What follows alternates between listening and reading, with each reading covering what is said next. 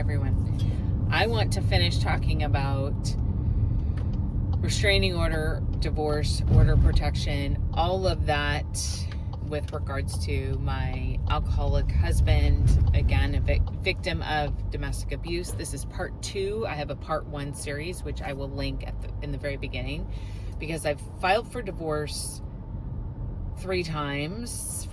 Did get 2 restraining orders, full custody of the kids during those times, and then I dropped the restraining orders and the divorce twice, and I'll explain all of that. But anyway, during my alcoholic husband, so he struggles with addiction to benzos, alcohol, gambling. He has done drugs in the past. I don't know. I'm assuming that he has done them during these relapses, but I don't have evidence of that. So the only evidence is the actual drinking. But let me get right into it. Not going to waste any time here.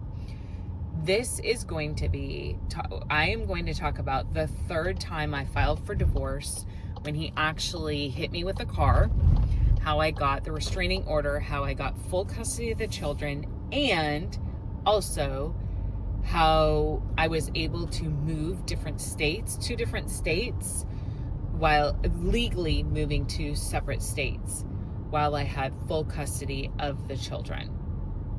Temporary full custody, and this was directly through the restraining order. We're still married at the time, and I also had a divorce case open. Side note, I had to move due to work. We'll get into all of that. I do want to mention, this is not any type of legal advice. I am not an attorney. Laws in different states, there are 3 different states, are completely different with regards to divorce, with regards to custody with the children, any type of contested divorce, etc., especially in Washington. Reasons why I didn't move there are because of, with regards to getting a divorce. But I'll get into all of that. So bottom line, let me just start from this last relapse. My husband relapsed I caught him. So I shouldn't say I caught him. July 4th of 2024, he was acting very jovial, is the terminology that I used in court.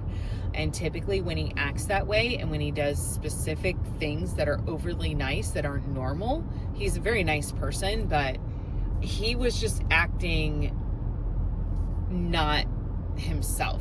But unless you knew him, you would think this is just him being happy and having fun.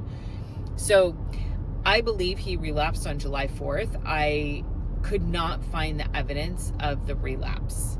That's the only thing. So then I questioned myself, and I thought maybe he really was just happy. Maybe he was excited. It was the 4th of July. It had been a year since he was out, or the last 4th of July, he had been in treatment center. And so it was the first time that he said he remembered being in rehab, and he was so incredibly sad because he wanted to just spend the time with the family. And so I really took the bait on that one, and I thought, he's probably right. That's probably why he is jovial. That's probably why he is just being so nice. And it was just, in my gut, I felt it, but I just believed what he said. Looking back, big mistake. So I'm going to talk about what I did right and what I did wrong. Looking back, what I did wrong, I should have gotten a breathalyzer out and asked him to do a breathalyzer. We had an agreement that anytime I suspected anything, or I didn't even have to suspect anything, at any time I could have done a breathalyzer with him, and he would have said yes. I didn't do that, which I should have. I would have known right there my answer. Fast forward to the next day, I was working from home. At the time I was working for a company, same company I work for now, but at the time we were fully remote. I was actually hired remote, and Nate had gone, I can't remember what he did. But while I was actually working, he took care of the children. That's something that we had agreed to prior to marriage, etc. And so he was taking care of the children. Now, granted, obviously during his relapses, he did not take care of the children. So that's when I left with the children. And then when he was sober, so all the way until this last relapse, the children were in daycare / school, to where he did not have contact directly with the children. So even, and I will, total side note, during the second relapse, when he came out of that relapse and he actually, or sorry, after the first one, when he actually got sober, I still had the kids in daycare during that time. Even though he was staying home, he was completely sober. I did not trust that he was going to stay sober. So I left the kids in daycare, and I was not working for the company that I worked for, where I was hired virtually. So once I got this new position and I was working virtually, I thought I can keep tabs on what they're doing because I can hear him and I can notice if something happens that's off. And so at this point, Hannah was going into pre-K, Daniel was going into kinder. And so I thought I'll have them in school. And then Nate was okay with this. We pulled them out of the daycare setting. And I will say pre-K was part-time at this time. And they did not have a full-time option. Anyway, that being said, I was working, and then Nate had to go run an errand. I believe it was for work. He did own rental properties, and so that gave him the ability to stay home because it's not really work you have to do, quote unquote, at a certain time. He didn't have to go in from 8 to 5, 9 to 5. So anyway, bottom line, he left with the kids, and he took longer than normal. And all of a sudden I realized it was around 4 o'clock and he had not gotten home, and I'd been in back-to-back meetings. And so I called him and I asked him where he was, and he said, I'm in the garage, which I'm thinking, that's really weird. Why are you? Okay. Again, they weren't in the house. Like, the kids weren't in, nobody was in the house. They were just in the garage, which was odd. And so I opened the garage door shut, and Nate is walking back and forth, and he's on the phone. So he had no idea I was going to go into the garage. So I open up the garage door. He's walking back and forth and talking to me on the phone with the garage door shut. Again, like, if you're going to be in the garage, why wouldn't you have the garage door up? It's not where it was too hot or too cold.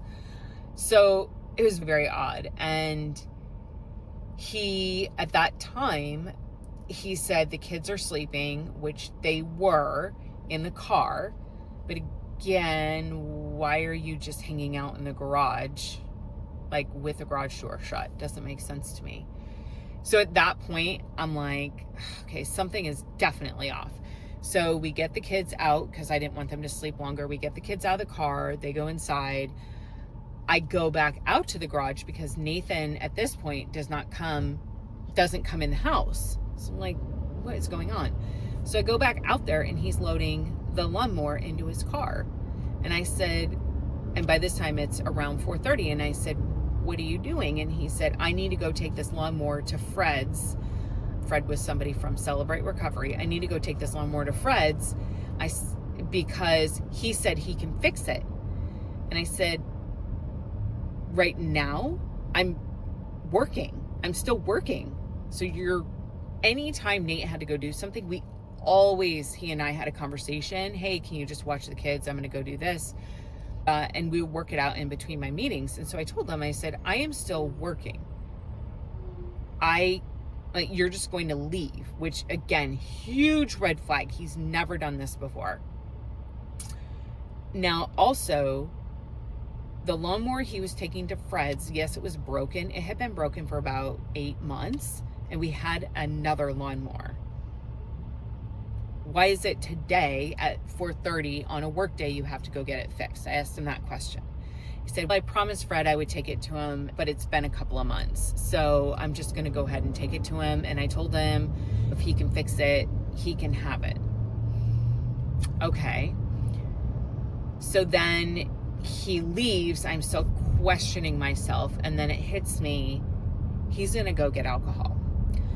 So I call him on the phone, and we're having this, I guess I asked him questions. So I said, when you're going to drop it at Fred's, and then are you coming straight back home? Like, I was trying to ask questions to really hear what he was doing. And he basically said, I'm gonna drop it at Fred's, and I'm gonna stay there, and then I'll be home later, which again, another red flag. He doesn't do those things. I have a meeting, so I'm gonna have to do a part 3.